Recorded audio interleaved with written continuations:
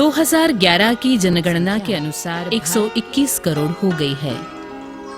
तेजी से विकसित हो रहे उद्योगीकरण, शहरीकरण और जनसंख्या में वृद्धि के साथ साथ कूड़ा करकट में बढ़ावा हो रहा है। इसी वजह से आज के समय में इसका निवारण नगर निगमों, छोटे बड़े शहरों और गांवों के प्रशासन के लिए एक बड़ी चुनौती है।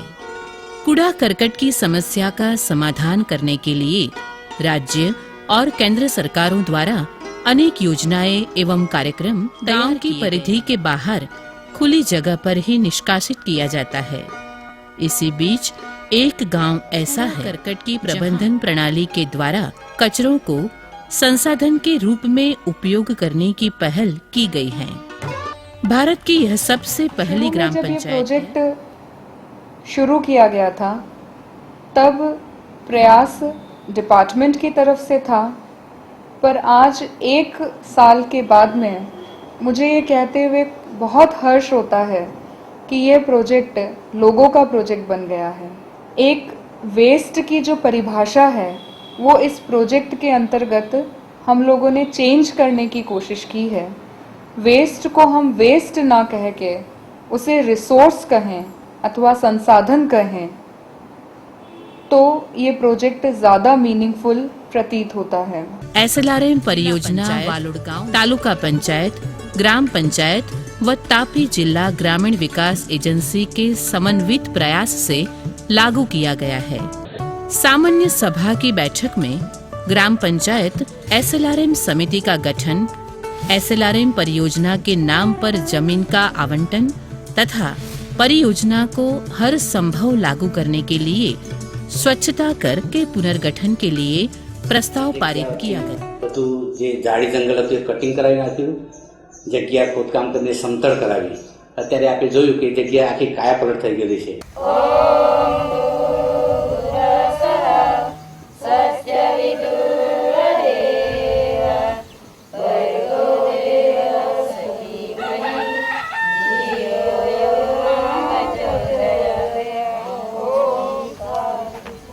प्रत्येक सुबह 2 महिलाएं और 1 पुरुष की ऐसी 5 टीमें तिपहिया साइकिल के साथ परियोजना स्थल से निकलकर कूड़ा करकट इकट्ठा करती है।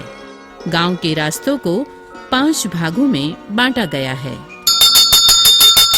चाहे वह आवासीय या व्यावसायिक क्षेत्र हो, घंटी सुनाई पड़ते ही लोग कचरे की 2 बाल्टी हाथ में लेकर बाहर आ जाते हैं और कचरा दे देते। कचरा आवे तो બધા બહાર નાખતા હતા કે નદી પર દૂર લગીને અમારે જવું પડતું હતું, પણ અત્યારે જ્યારથી આ ચાલુ કર્યું સરકારે અહીંયા ત્યાં કે તો પછી દરરોજના કચરા 2 ડબ્બા આપે છે। પહેલી સ્ટાર્ટિંગમાં 2 ડબ્બા આપેલા, એમાં કાણા પાણીના આપેલા, એટલે કોઈ પાણી નહીં ભરે, પાણીનો ઉપયોગ નહીં કરે।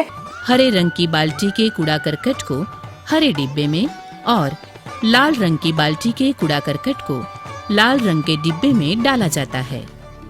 यह भारत का पहला ग्राम पंचायत है जिसके कूड़ा करकट को घरेलू स्तर पर विभाजित किया जाता है। इन टीमों द्वारा 8 से 10 बजे तक तथा 3 से 5 बजे तक कूड़ा करकट को गांव से इकट्ठा किया जाता है।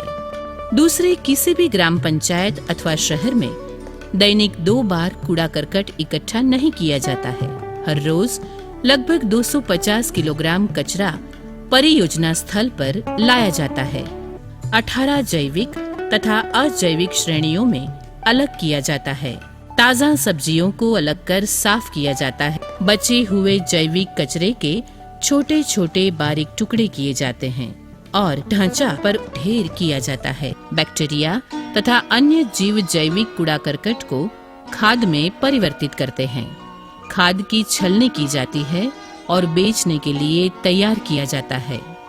खाद की गुणवत्ता को कृषि विश्वविद्यालय नवसारी द्वारा प्रमाणित किया गया है। उसके अलावा जैविक कूड़ा करकट जैसे पत्ते, पेड़ की शाखाओं, पार्क और उद्यान के कचरे को एकत्रित बेड पर 60 दिनों के लिए मोटे खाद में रूपांतरण होने के लिए छोड़ दिया जाता है। गाय के मूत्र का उपयोग पंचगव्य बनाने में किया जाता है जो एक जैविक कीटनाशक है।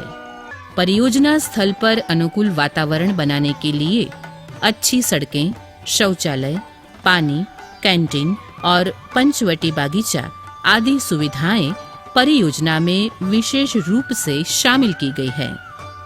जिम्मेदारियों का आवंटन सदस्यों की उम्र और लिंग को ध्यान में रखकर किया जाता है। महिलाएं घरों से कचरा इकट्ठा करती है, पुरुष तिपहिया साइकिल को चलाते हैं। सखी मंडल को कंपोस्ट बेड, शेड और तिपहिया साइकिल सुधारने हेतु प्रशिक्षण दिया जाता है। અમને બધું જ પહેરીને અમે જતા ને તો એટલે અમને બહુ શરમ આવતી હતી, એટલે અમને હવે કઈ શરમ નહીં લાગે। હવે ત્યાર પછી તો અમને કઈ બીમારી નથી આવી।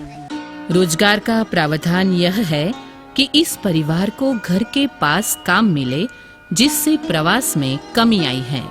कार्यस्थल का घर के पास होने से उससे एक अतिरिक्त लाभ यह है कि हम अपने बच्चों और परिवारों की देखभाल कर सकते हैं। नियमित प्रतिमाह 3000 रुपए की आय महिलाओं को आर्थिक रूप से मदद करती है और उन्हें आत्मनिर्भर बनाती है। सखी मंडलों ने शौचालयों का निर्माण स्वयं करवाया है, की संख्या में गिरावट आई है। पिछले वर्ष की तुलना में मलेरिया से बीमार होने वालों की संख्या में 60 से 70% समय में यहाँ डेंगू के कोई लक्षण नहीं है अथवा डेंगू से कोई बीमार नहीं हुआ है। ग्राम पंचायत कचरा संग्रहण सेवा प्रदान करने के लिए प्रति माह 46,000 रुपए खर्च करती है।